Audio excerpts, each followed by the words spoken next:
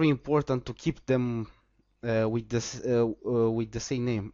Those hooks, if you are familiar with the Joomla system or WordPress system, you will think it's enough to declare here that and all the modules will automatically go here. It's not true. For a hook to actually being executed, there are several declarations that needs to be made, and this is the last one here in the template. If you will analyze the database and you'll go to the PS hook table, you will see there exactly the table which is called PS hook, as I said. You'll see there the hook inserted in the table, and also uh, take care of the other aspects. If you work in PrestaShop version 1.3, you will expect that the hook will be here, declared on header.php, the PHP file that sends to the TPL file. In the PrestaShop 1.4.3, this is not exactly the way it's built. You can see the hook inside the classes folder that is here, and you go to front controller.php inside the classes, and for example, let's look after hook right. See, here is declare the hook right column. Those hooks, if you want to add a new hook, you can declare here, but you can also copy this file inside the override folder here in classes, and automatically will be executed. Okay, so it's very important thing that you must keep those hooks. When you put a module here, the module also must be developed for a specific hook. For example, if you go in block new product, you'll see the entire structure of your model, and you'll see also the block new product.tpl file. This is exactly what what will be rendered inside your template. That part of Smarty, when executes, will show the exactly design. If you go inside the block new product new.php, you'll see the creation of the module, the function, and at the end of module you'll see exactly the position where this module can hook. So you can put this module in top if it's not declared here. So this is referring to exactly TPL file of your module.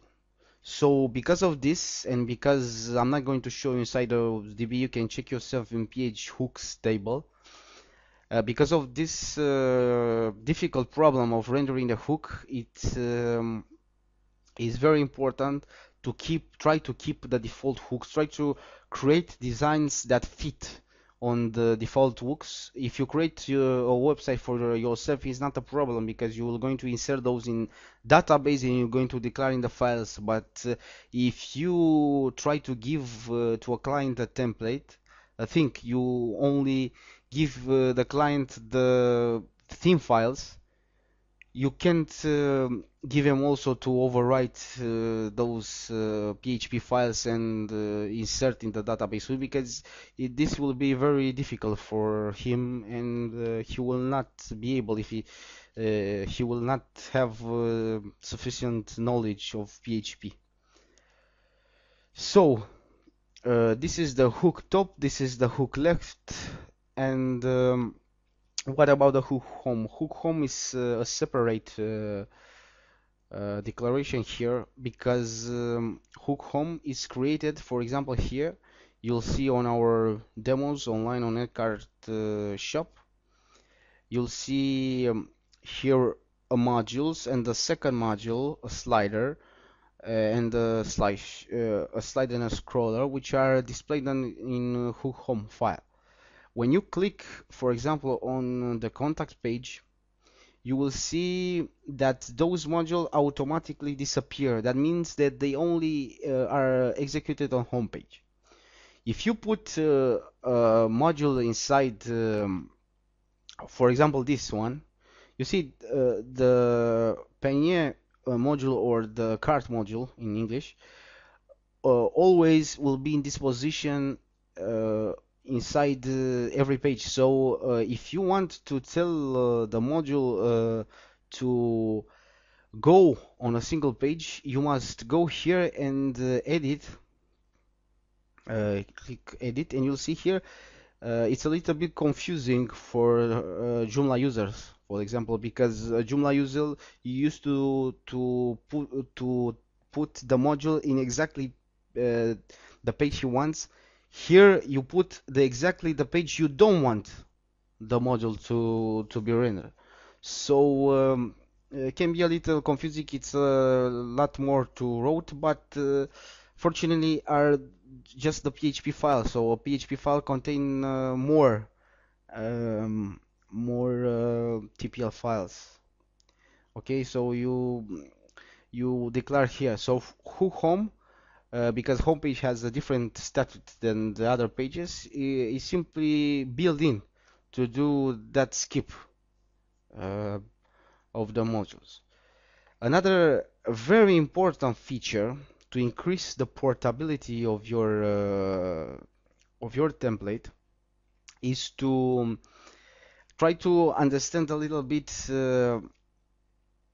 how uh, we're going to overwrite the modules layout inside the template. For example, you have an installation and you have a specific template installed on your website.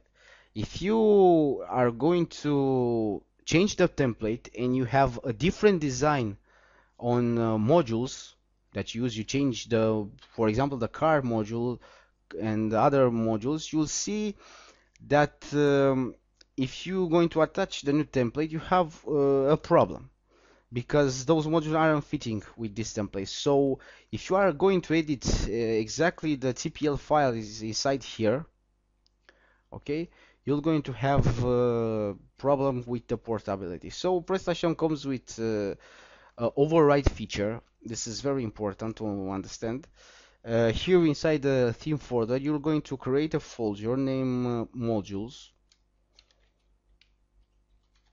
exactly like this, and you're going to pass exactly the name of the modules you need in the same zone.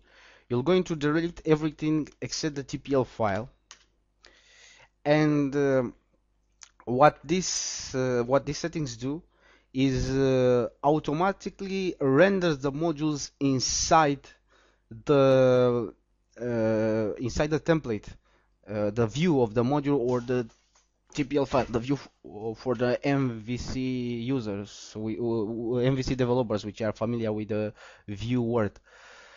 So the design of the module will be automatically loaded from here, and this is very, very important because you will not alter your default installation.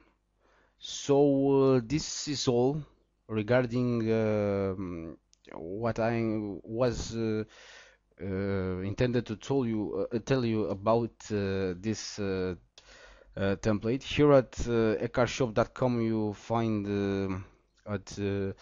a collection of 5 templates, PrestaShop and also Tomato Card templates. We have also the French version of our site, Ecard Boutique, Ecard Boutique.fr.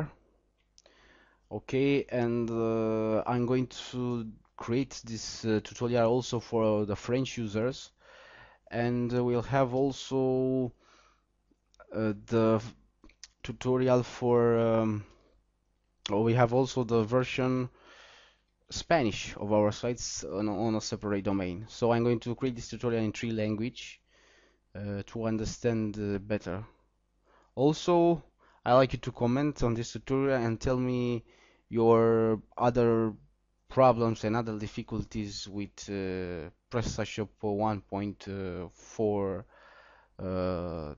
template. Thank you, and we'll see us soon with another template.